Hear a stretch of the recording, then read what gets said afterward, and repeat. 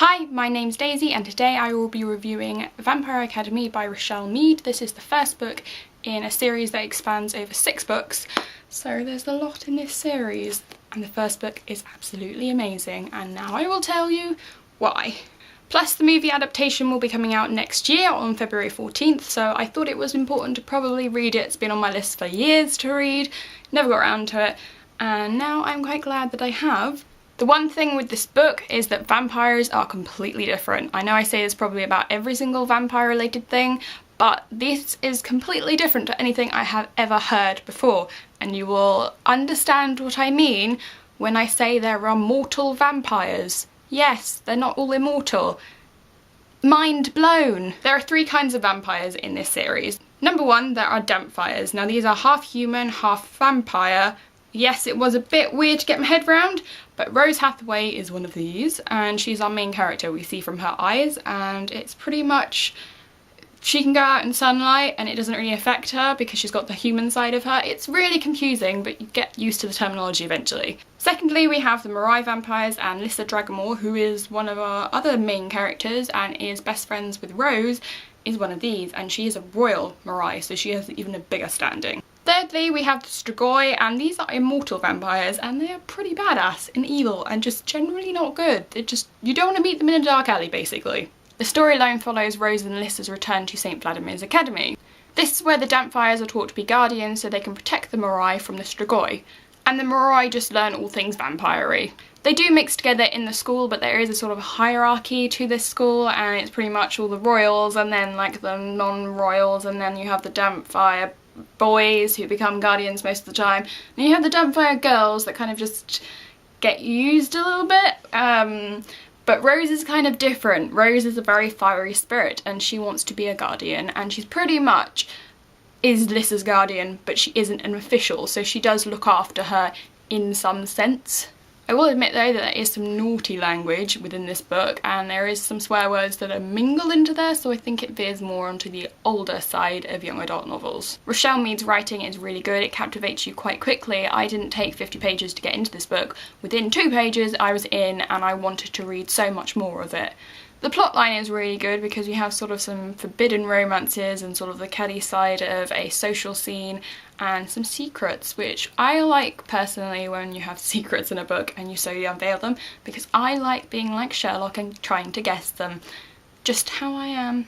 So if vampires, forbidden romances, a catty social scene and some kick-ass fight scenes interest you, then this is a book definitely for you. Now for spoilery time. Jesse, Ralph and me, I really want to I like Mason and I like Dimitri, but I am definitely a Dimitri fan in this book.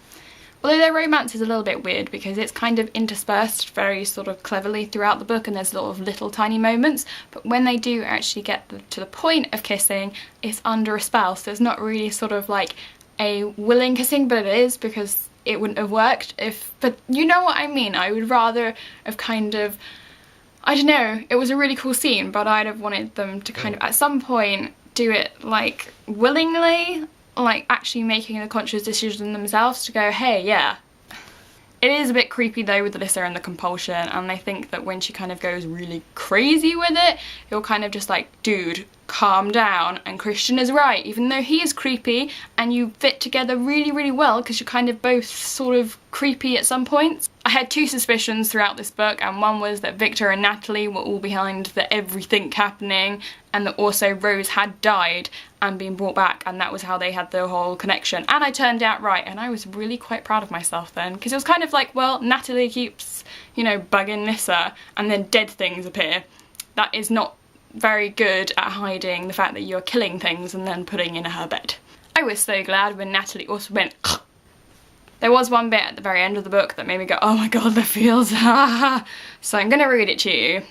That's part of it, he said, but also, well, you and I will both be Lissa's guardians someday. I need to protect her at all costs. If a pack of Strigoi comes, I need to throw my body between them and her. I know that, of course that's what you have to do. The black sparkles were dancing in front of my eyes again. I was fading out.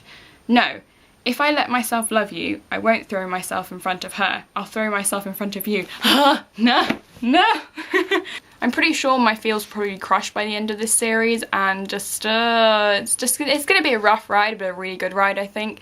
but it's going to take me a while to get to the end book because I have so many books to read, and I know I want to take priority on that, but I can't. I have to just like put myself down and go, no, don't read it until you've read some other books, because then you're sort of breaking your book ban. But I did already break it because I bought Untold. I'm so naughty. I don't do very well with book bans. No, I don't think anyone. Has anyone actually successfully gone a long time without buying a book? Let me know how long your book bans have lasted for, because that would be interesting to know. Thanks for watching, thanks for subscribing, and happy reading. Bye bye.